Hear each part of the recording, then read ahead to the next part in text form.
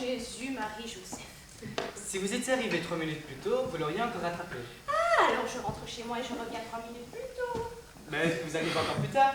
Mais dites-moi, pourquoi le train est-il parti exprès aujourd'hui, justement 3 minutes plus tôt? Ah, mais le train n'est pas parti aujourd'hui 3 minutes plus tôt, c'est vous qui êtes arrivé 3 minutes trop tard. Ça vient de ce qu'on ne sait pas exactement à quelle heure partent les trains. Ça, si vous avez regardé dans l'indicateur des chemins de fer, vous l'auriez su. Mais j'ai regardé, ça n'est pas dedans. Ah, mais si, c'est dedans. Enfin, c'est-à-dire que chez moi, je n'ai pas l'indicateur des chemins de fer. Donc j'ai regardé dans mon livre de cuisine, et là, c'est pas dedans. Ça, dans un livre de cuisine, il n'y a sûrement pas les trains italiens. Tout au plus, ça l'indique italien. Ah, c'est pour ça. Et ça n'est même pas dans l'annuaire. Vous auriez pu aussi bien regarder dans le catéchisme. Vous dites ça pour de bon? Mais non, je dis ça comme ça. Oui, moi aussi, je dis ça comme ça. Mais je n'arrive pas à croire que le train soit déjà parti. Ah bah ça, il est parti. Et il est parti comme ça, en laissant tous les voyageurs. Bah non, ils sont tous partis à l'heure. Mais pourquoi n'ont-ils pas raté le train, eux? Parce que eux, ils sont pas arrivés trop tard. Mais s'ils étaient arrivés trop tard, le train serait parti quand même. Ah, oui, mais ça n'aurait pas été rentable. Et qu'auraient-ils fait, tous les voyageurs, s'ils étaient tous restés là? Ils auraient l'air bêtes, comme vous.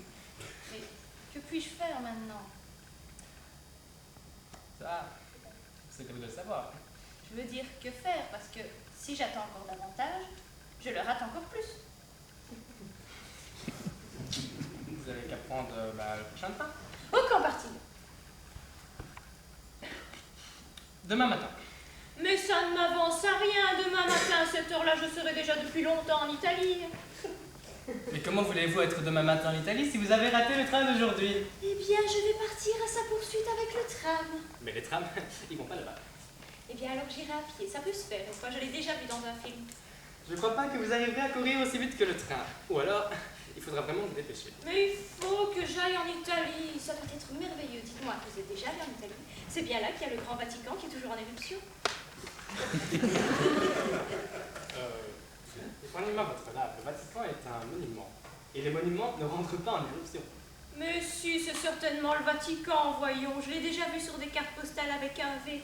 Il est grand comme ça et la fumée sort par en haut. Jésus, Jésus, je n'ai vraiment pas de temps aujourd'hui. D'abord, je rate mon train. Ensuite, voilà tous mes ustensiles de voyage qui dégringolent. Vous ne pouvez jamais croire à quel point je suis géode. Ah, bah ça, avec les trucs pareils, il y a de quoi être gêné, hein. Oh, c'est que je voyage très rarement. Je suis si maladroite. Oh mon Dieu. Écoutez, je crois que le réveil est foutu. Ah ouais. Mais c'est sûr qu'il va se casser si vous faites comme ça. Ah ça, madame, plus on jette, plus il se casse, hein. C'est que je voyage très rarement. Vous ne voudrez jamais croire à quel point je suis maladroite. Épargnez-moi votre lave. Non. Et allez au diable avec votre bric-à-brac. Oh, c'est que je voyage toute seule. Vous avez pourtant une bien grosse valise. Non, je veux dire, quand une femme voyage seule, ça ne donne rien.